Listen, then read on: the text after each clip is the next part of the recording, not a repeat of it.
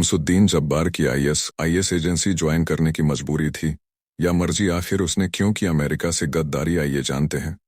31 दिसंबर 2024 की रात, जब दुनिया नए साल के स्वागत में डूबी हुई थी, अमेरिका के न्यू ऑरलियंस की सड़कों पर एक खौफनाक हमला हुआ। एक ट्रक ने भीड़ को कुचल दिया, जिसमें 15 लोगों की मौत हो गई और दर्जनों घायल हुए।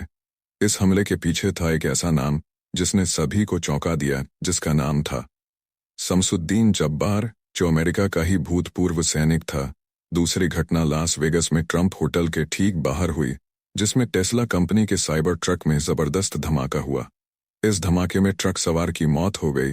तीसरी घटना न्यूयॉर्क के क्वींस इलाके की है, जहां एक नाइट क्लब में अंधाधुंध फायरिंग हुई, जिसमें 11 लोग जख्मी हो गए। अमेरिका का नए साल का जो जश्न है वो अब फीका पड़ चुका है।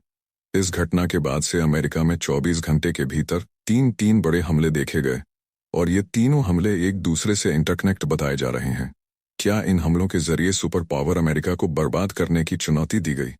इन हमलों के पीछे किसका हाथ है? आइए एक एक घटना को समझते हैं। शमसुद्दीन जब्बार, टेक्सास का एक साधारण व्यक्ति। 42 वर्षीय जब्बार ने 2007 से 2015 तक अमेरिकी सेना में मानव संसाधन और आईटी विशेषज्ञ के रूप में सेवा की। उन्होंने अफगानिस्तान में 2009 से 2010 तक 1 साल का कार्यकाल भी पूरा किया और स्टाफ सार्जेंट के पद तक पहुंचे। सेना से 2020 में सम्मानपूर्वक सेवानिवृत्त होने के बाद उन्होंने नई जिंदगी की शुरुआत की। सेना छोड़ने के बाद जब्बार ने रियल एस्टेट में कदम रखा। वह खुद को फियरलेस नेगोशिएटर कहते थे, लेकिन उनका करियर वित्तीय समस्याओं में डूब गया। 2022 में उन्होंने अपनी पत्नी के वकील को लिखा कि मैं घर की किश्तों का भुगतान नहीं कर सकता। मेरी कंपनी को $28,000 का नुकसान हुआ और मैं कर्ज में डूबा हुआ हूं। कहीं न कहीं उसने आर्थिक तंगी के चलते ये कदम उठाया होगा।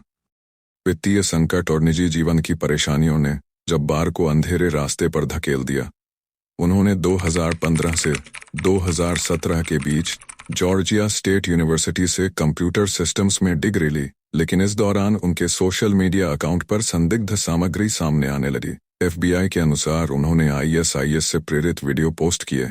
जब्बार के भाई अब्दुर ने कहा, वह एक अच्छा इंसान था, लेकिन उसने जो किया वह इस्लाम का प्रतिनिधित्व नहीं करता।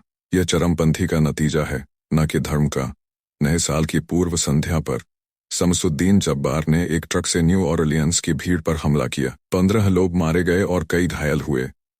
इस घटना के बाद उन्होंने पुलिस पर गोलीबारी की, जिसमें उसकी मौत हो गई।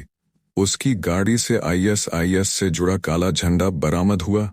इन घटनाओं का पूरा श्रेय ISIS को दिया जा रहा है। हालांकि इस आरोप को मानने से इन्होंने साफ इनकार किया है। आइए अब समझते हैं कि ये ISIS आखिर है क्या। ISIS यानी Islamic state of Iraq and Syria एक आतंकवादी संगठन है, जिसे ISIL यानी Islamic state of Iraq and the Levant या देश के नाम से भी जाना जाता है।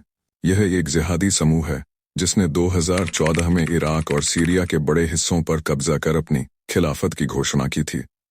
इस संगठन का उद्देश्य एक कट्टरपंथी इस्लामी शासन स्थापित करना है, जिसमें उनका मानना है कि केवल उनकी विचारधारा सही है। इसे कई देशों और अंतर्राष्ट्रीय संगठनों ने एक आतंकवादी समूह घोषित किया है। ISIS ने विभिन्न देशों में बम विस्फोट, नरसंहार और मानवाधिकारों के गंभीर उल्लंघन जैसे कृत्य किए हैं। ISIS का प्रभाव अब काफी कम हो गया है, लेकिन इसके छोटे छोटे गुट अभी भी सक्रिय हैं और दुनिया भर में खतरा बने हुए हैं। न्यू ऑरलियंस में हुए आतंकी हमले के बाद अमेरिका के नवनिर्वाचित राष्ट्रपति डोनाल्ड ट्रंप ने इसे पूरी तरह दैत्यकारी कृत्य करार दिया। उन्होंने कहा कि जब मैंने कहा कि हमारे देश में आने वाले बाहरी अपराधी उन अपराधियों से कहीं ज्यादा बदतर हैं, तो उस बयान को डेमोक्रेट्स और फेक न्यूज बताकर मीडिया ने लगातार उसका खंडन किया। लेकिन यह सच निकला। ट्रंप ने डेमोक्रेट्स पर आपराधिक प्रवासन के बारे में उनकी पूर्व चेतावनियों को खारिज करने का आरोप लगाया और कहा कि उनकी संवेदनाएं न्यू ऑरलियंस पुलिस विभाग के बहादुर अधिकारियों सहित सभी निर्दोष पीड़ितों और उनके प्रियजनों के साथ हैं। इन हमलों के पीछे किसका हाथ है, इसका पता लगाने के लिए खुफिया एजेंसियां लगी हुई हैं। बहुत ही जल्द इसका पर्दाफाश होने वाला है। वीडियो को पूरा देखने के लिए धन्यवाद। मिलते हैं नेक्स्ट वीडियो में एक नई जानकारी के साथ। जय हिंद।